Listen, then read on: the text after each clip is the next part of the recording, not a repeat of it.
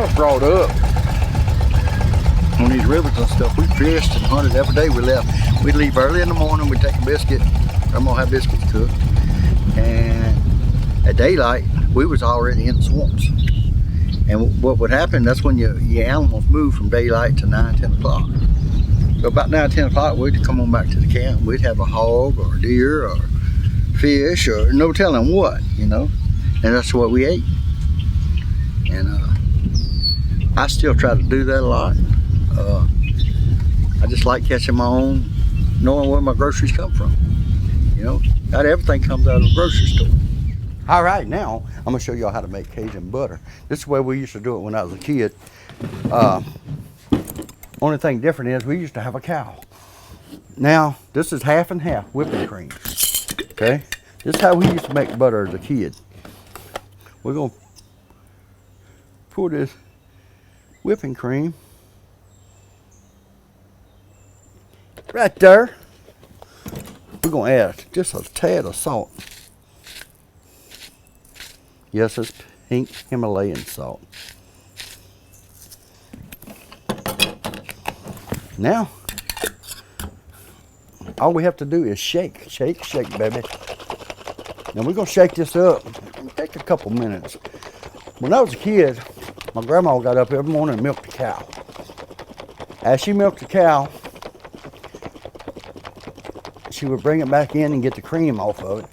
And she'd give each kid a big jar. We had a bigger jar. And we would shake that jar until we made butter. And we had fresh butter every morning. With no supermarkets we went to when I was a kid. What I'm waiting to hear is the clunking. And if you've never made butter before, you don't know what clunking is. But in just a minute, this stuff is gonna start getting thick. And it goes clunk, clunk, clunk, clunk. That's when you know it's just about ready. Then you have to dump the whey off. And then you shake it a little more, and then you got butter. It's gonna be cool, y'all. Shake, shake, shake, shake your booty. No, it's shake, shake, shake, shake your butter. All right, y'all, it's clunking. You know what that means? That means we got butter. Y'all see it there? Okay. We definitely got butter right here, y'all. Look at there. And that's how Grandma made butter. This is what we call a jug line right here. We take an old drink bottle, tie a string on it, put a hook and a string on it.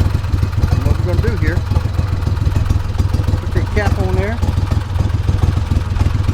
We'll get a good piece of this bait right here. We're going to hook it on there, yeah, just like that. Then we're going to get over here and we're going to back this boat up. We'll get out in the middle, we're going to throw it. The wind's kind of coming this way, so what we're going to do, get on this side of the river. We're going to unroll it. We're going to throw that bait out right there.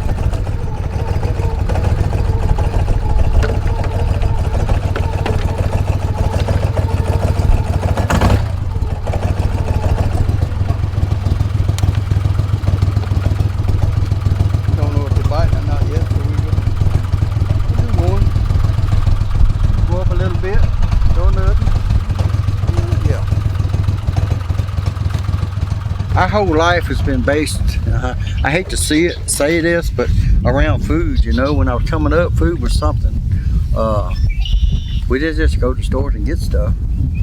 We had to just make do with what we had a lot of time out in the swamps. So that's why I learned how to cook.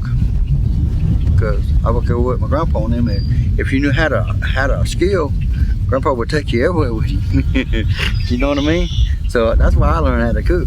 So, to make sure I didn't get left behind, because I love to go in the swamp, you know, we'd catch neutral. My grandpa would trap and stuff, and that's how I learned all this. He trapped gators. I got pictures of me, 2 and 3 years old, trapping gators with my grandpa. You know, but they just can't get no better than that. You know, and it's a way of surviving. You know, most of these kids, I teach all my kids and my grandkids. I bring them down here and teach them all this stuff, not just to teach them, to get them away from the video games and stuff. You know, video games and computers, all right, you've got to learn that these days. But there's other stuff. Computers are good. Somebody got to put the seed in the ground though, or you don't get nothing. You know, you don't get nothing to eat. Well, right now all I'm doing is got some sacks in here, a little bit of pine straw and leaves and stuff. Trying to get a fire started in here. We're trying to get the smoke going so we can smoke these bees. What you do when you smoke bees, what happens is they think the woods is on fire, and the smoke makes them hurry up and gorge and eat honey, and the honey calms them down. There you go. I think we're gonna have smoke now, y'all. That's what we want. All right, let's go back here and fool with the bees. So we're gonna smoke these bees a little bit. I'm gonna knock the top off right here. Once I get this top up like this, I'm gonna squirt a little bit of smoke under here. I hear them, y'all. Can you hear them? I think somebody's home. I'm gonna set this down. All right. Y'all, we got a lot of honey in here. Gonna give these a little smoke. Now this is capped honey in here, I'm pretty sure. Oh yeah.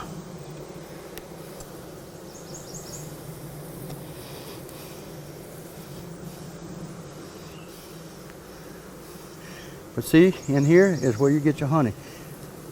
You see how I'm smashing this? It don't get no fresher than this. I love to bring people down here and like catch fish for fresh fish and just cook it for them right then, you know.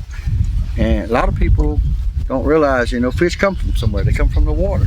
If y'all notice when I'm talking, everything turns around and goes right back to the stove, you know, because you got to cook and you got to eat. When I was a kid, things were a lot different around here, a lot different.